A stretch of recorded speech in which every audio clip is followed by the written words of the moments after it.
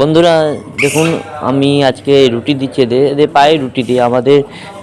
আমি আমাদের ফৌজিতে রুটিটাই অ্যাভেলেবল থাকে, যার জন্য আমি রুটি ওদের রাতে এক্সট্রা যে রুটিগুলো বেঁচে থাকে ওই রুটিগুলো রেখে দিই।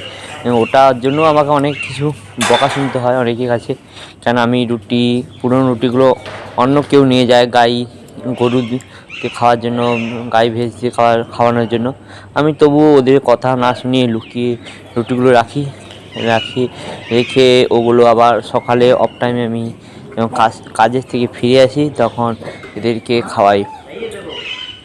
দেখুন, এদেরকে আমরা যতটুকু সামর্থ্য আমার মনে হয় যে এদেরকে সাহায্য করাটাই ভালো, কারণ এরা অবলা জীব। এদের আমরা ধীরে ধীরে জঙ্গল কেটে দিচ্ছি, গাছগাছালি কেটে দিচ্ছি, এরা কোথা থেকে নিজে পেট চালাবে?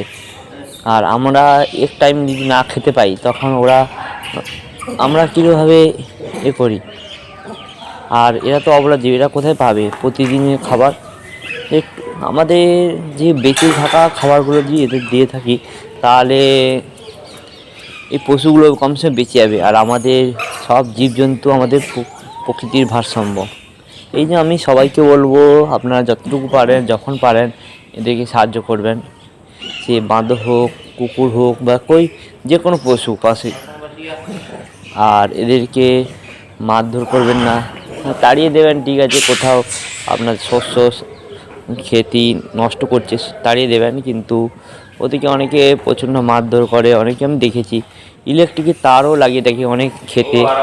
এটা সবচেয়ে আমার খারাপ লাগে। আর আমার এই ভিডিওগুলো আমি তুলে আমার ভালো লাগে। আর এই লাইভগুলো আমার স্মৃতি হিসেবে থেকে যাবে, যার জন্য আমি ভিডিওগুলো করছি। ভালো থাকবেন, সুস্থ থাকবেন।